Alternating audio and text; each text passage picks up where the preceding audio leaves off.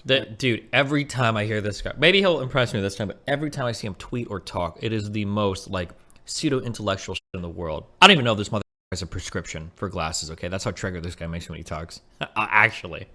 And we, I had this idea. You'd really have to go back several years because it occurred to me maybe back in, 2017, that when this transgender stuff was starting to really gain mainstream traction, which I think happened really, that was like maybe when Bruce Jenner became Caitlyn Jenner. That was the moment that I think it exploded onto the mainstream. Not when it began, but it exploded into mainstream. Right around that time, it sort of occurred to me that...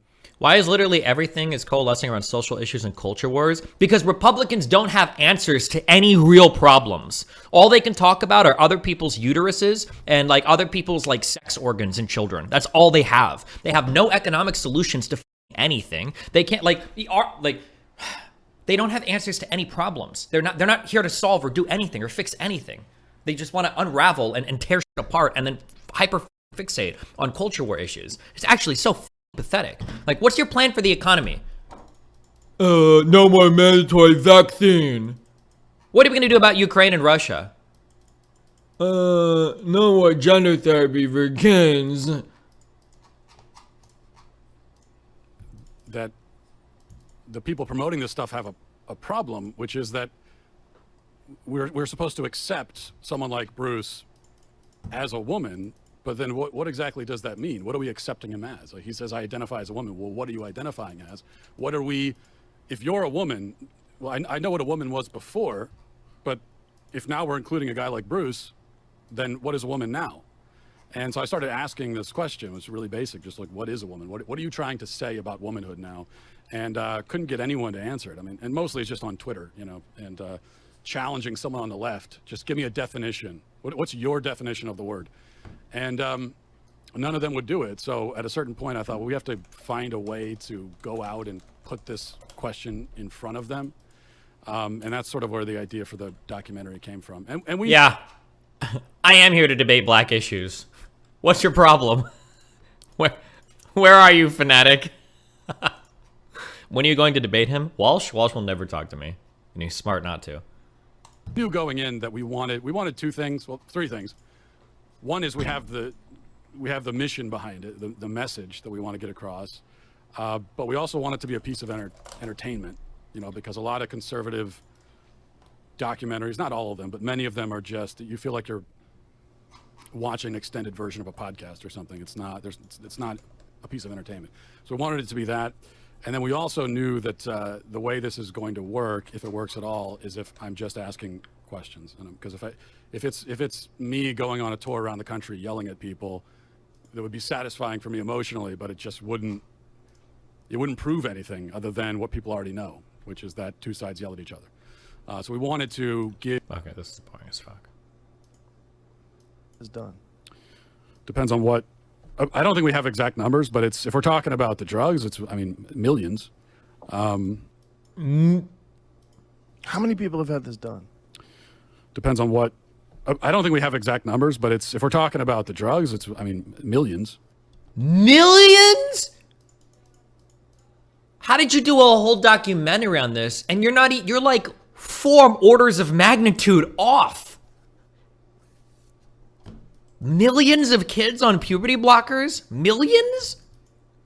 Millions? You're talking about hormone blockers? Yeah.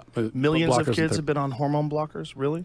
I'm sure someone's going to fact check me on it, but my guess is that we're into the millions now at this point. Yeah. You know what? I actually am glad he said that. That is your guess. That truly shows what your state of mind is and how disconnected you are from reality, if that's what you feel, right? I like asking engaging questions like what is the percentage of people that you think are this? And somebody's like, 98% of people probably feel this way. And it's like, okay, well, we looked at the data and it's actually like 12%. I think you're a little bit disconnected, buddy. Millions of children on puberty blockers? How many children are even in the US? Like, what is the total number of people from like age 18 and below? How many minors in the United States? What would I look for? What's the number here?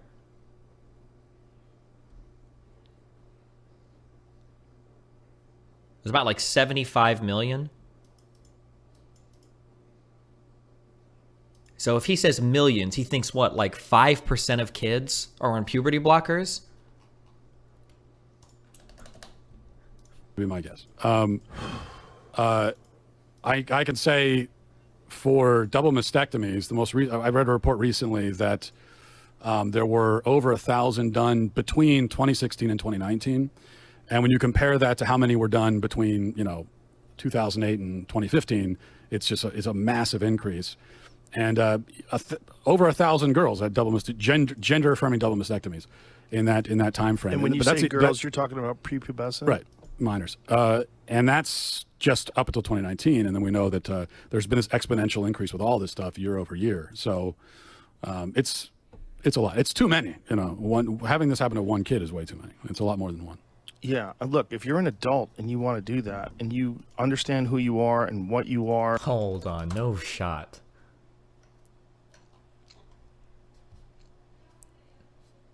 Americans think 21% of the population are transgender? That can't. What? What?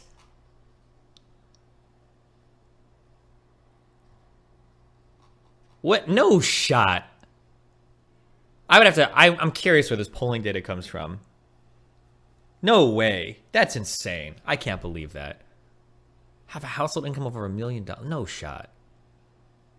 Are Native American 27%? 30% are Jewish? No. This has to be. I don't know where this came from, but this is some wacky shit. This is a wacky poll. No way. This has got to be a wacky poll. I don't think I trust this. I don't even know even if I read where it came from, I don't think I would believe it.